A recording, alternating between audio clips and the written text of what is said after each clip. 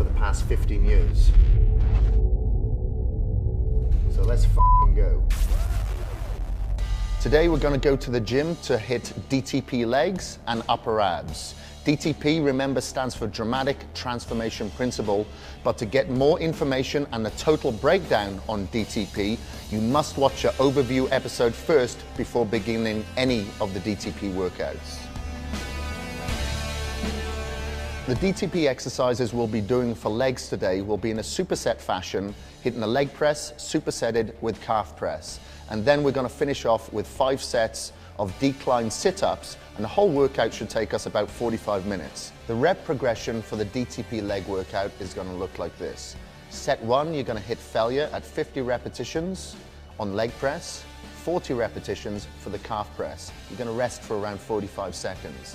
And then set 2, you're going to reach failure at 40 repetitions on the leg press, 30 on the calf press.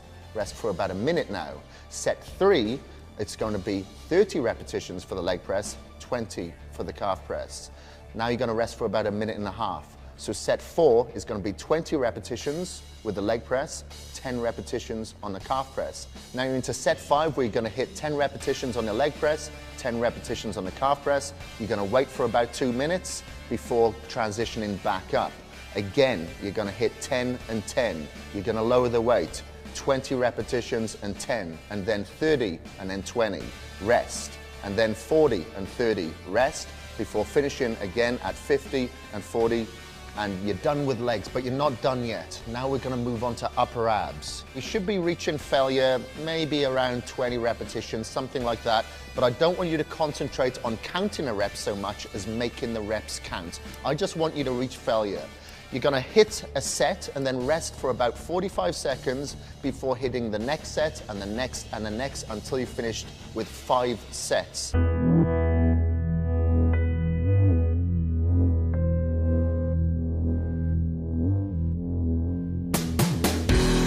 So I like to start off every leg workout with foam rolling. The foam rolling allows me to improve the elasticity of the fascia, which is the webbing that prevents the muscle from growing. So I'm able to get more blood to the area, more oxygen and more nutrients to the area to allow them to better to recover. So what I'll do, I'll roll out on specific areas of the quads and the outer thighs, just in a very small deliberate movement until I find an area that may be a little bit knotted, and then I'll stop in that area until the pain radiates out. And then I'll roll that area out just back and forth ever so slightly. It is painful, it is sensitive, but as you can see, it's just a very small movement. Start off your quad workout with about 10 minutes of foam rolling on either side, and this will allow to prepare the muscles for the torture you're about to put them through with the DTP.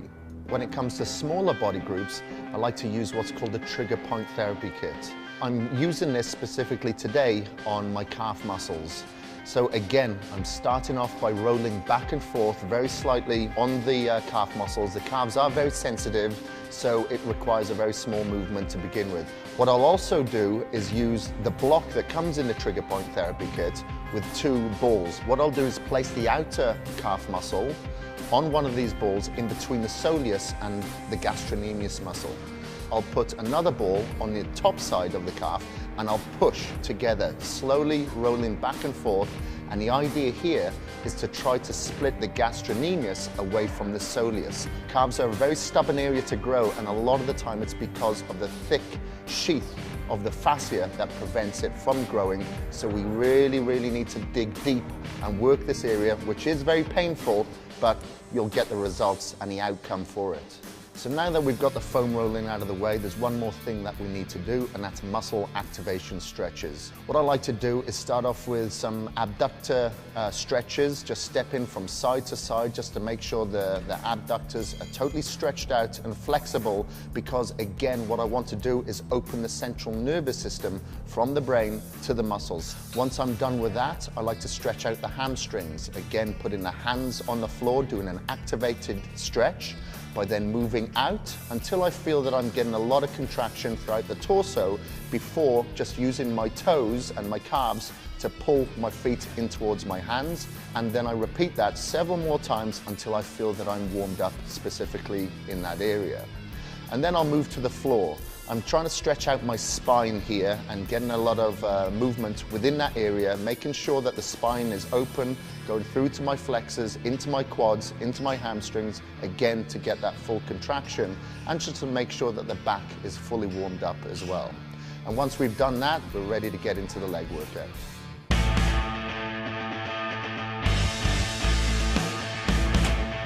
On the leg press, you're going to be selecting a weight where you're going to reach failure at 50 repetitions, and you're immediately going to superset that, meaning no rest in between, with the calf press on the leg press where you're going to reach failure at 40 repetitions. If you're doing the exercises such as I am, where you're supersetting these two together, then you shouldn't have to change the weight. However, if you're going to be using something like a standing calf press, then obviously that weight is going to differ. But as long as you're reaching failure at 40 repetitions, it doesn't matter.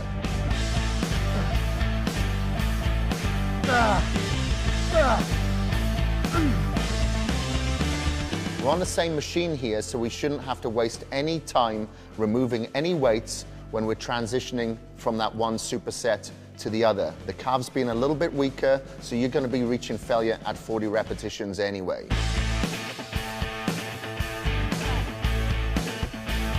When hitting the lower body, I generally keep the reps up a little bit higher than the upper body, because you do have more of a crossover of these slow twitch muscle fibers as well that do respond better to the higher repetitions. So I prefer to keep them up there to get better stimulation from the legs, better development from the legs.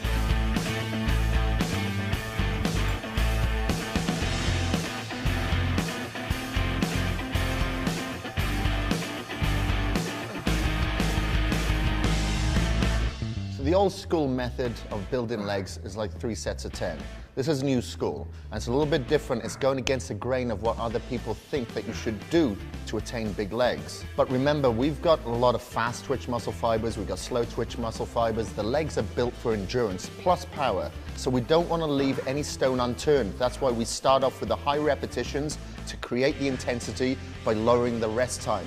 By doing that, we're going to improve sarcoplasmic hypertrophy, where we're going to get a lot of fluid to the area, creatine phosphates, a lot of ATP, and really expand the muscle fibers and make sure that we get full motor unit recruitment.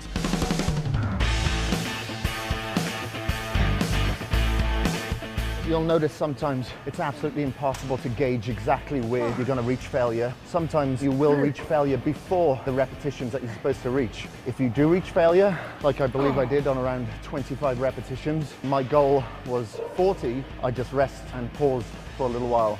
Just allowed the lactic acid to drain out, get some more oxygen into my system, and then did 3 more sets of 5 repetitions. So just rest, pause until you get the repetitions out.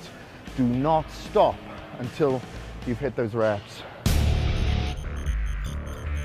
We don't want just big legs, we want big legs with definition, separation, and shape to them. And you think about it, 90% of people don't like hitting legs. It separates the men from the boys. Even less of a percentage want to hit it with high reps, because that's what's tough. Anyone can lift heavy with their ego. Try to get people to lift heavy and high reps as well. That's going to separate good legs from great legs.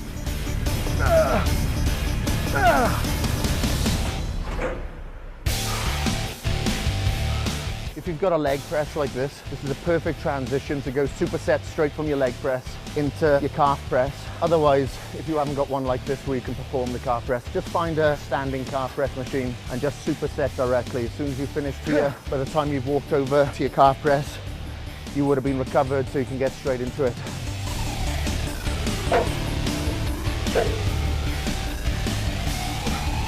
As the repetitions are coming down, it's getting a little bit easier now because we're not really taxing our cardiovascular system as much. Kind of goes against the grain a little bit, but when I'm going through a mass building phase, I always make sure that I keep quite a high intensity cardiovascular regime, mainly CrossFit.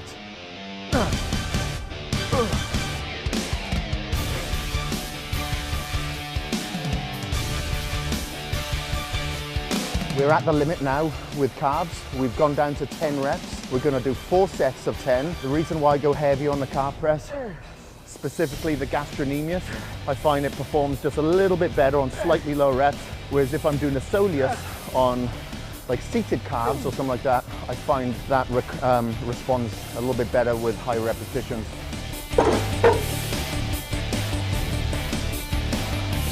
The heavier you are, like a bigger bodybuilder really struggles with the intensity because their muscles require more oxygen, obviously. Just keeping that fitness up there will help you get through these supersets and the DTP sets that much more efficiently. On the calf press, my range of motion may look limited, but what I actually do is split up the negative portion of the movement into two movements where I pause halfway down and then go down a little bit further. The reason why I do this is because I want to add more stress onto my calf and not onto the Achilles tendon. If I come down a little bit too fast in one motion, I put more stress on the tendon and less on the assimilation and stimulation on the calf. We strap up just to make sure that the knees are just kept aligned, because the last thing you want is any wobble or shake in your patella when you've got this heavy amount of weight on when you're hitting failure at around 10 repetitions. When you're strapping, make sure that you put pressure above the knee and just a little bit below the knee. Try not to put too much pressure over the knee because you don't want too much stress on the patella where it's going to be grinding, you know. You want a little bit of freedom there. The stress you want to take away is above and below.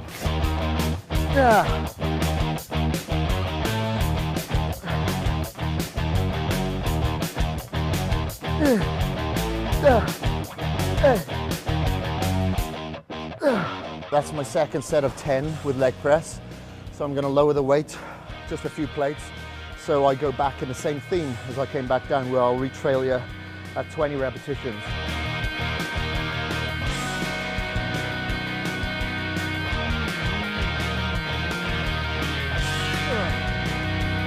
I try not to go too deep on purpose. Like if I did go deeper, I probably would have to go a little bit lighter. But the only reason being is that if I do go deeper, I feel it just engages my glutes more. And I got a big ass anyway, so the last thing I want to do is engage it anymore, you know? So I just try to keep all the tension on my quads, my hamstrings. As soon as I feel like the tension goes a little bit higher and starts engaging my glutes, I know it will put a little bit of pressure on my lower back as well, because my glutes come off the bench a little bit. I got very tight Achilles tendons. My range of movement is a little bit limited anyway, but I find that's just perfect for me to work my quads.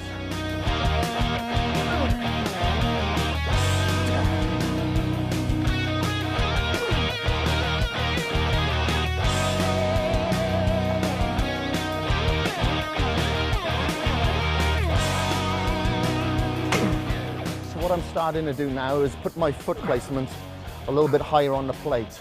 I was feeling a lot of fatigue throughout my quads during the previous set, so now I just want to put a little bit more emphasis on the hamstrings. What makes us unique is that we all have different areas where our muscles insert and where the origins are. Some people have longer limbs, shorter limbs, so obviously those insertion points can be slightly different as well. So I may feel this exercise in a certain area where you may not. So adjust it accordingly. If you feel it all throughout your quads, you can maybe halfway through put your legs up, or vice versa. If there's a particular area that you want to work on your legs, maybe the outer sweep, then you can have your legs a little bit closer. If you want to work a little bit more your adductors on the inside, have your legs out a little bit wider. You can adjust that, that's fine. Just customize it slightly to your body type.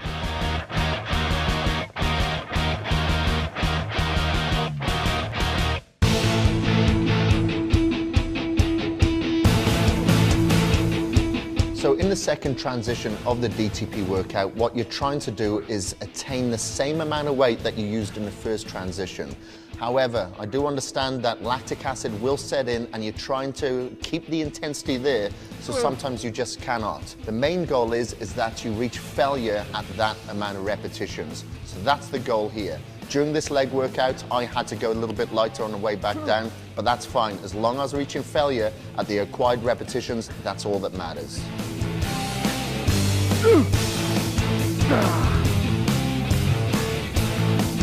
What I'm really relying upon now is obviously the mental focus. It's really digging deep, trying to go to those dark places, you know, just to challenge myself. Whatever works for you to mentally challenge yourself to make sure that you don't give up. You know, think to yourself, you ain't gonna wake up tomorrow feeling good about yourself if you know that you stopped short. You're gonna have to dig deep now, rely on motivation, and also being adequately hydrated. Make sure that you're drinking plenty before the workout, not immediately before, but maybe wake up extra early, plenty of fluid, plenty of carbohydrates, and plenty of fuel. Even if you're running on vapors, you know, you need it just to get it through.